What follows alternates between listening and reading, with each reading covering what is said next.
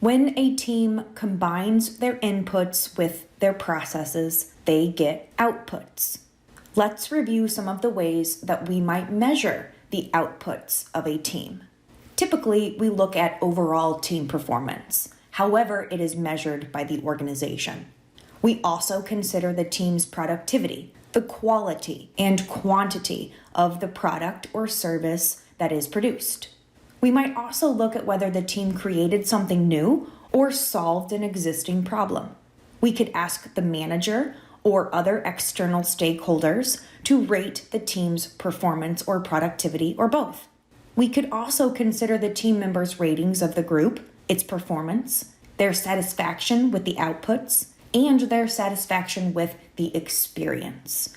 We can better understand a team and what it needs by understanding its inputs, processes, and outputs.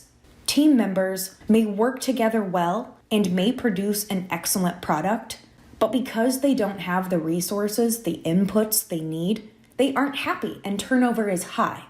This model would help us identify which inputs are the issue and how we might remedy the situation.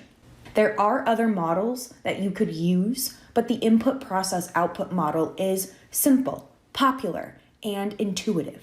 What resources are invested? How does the team take these resources and use them to produce something? And how well did they produce that something?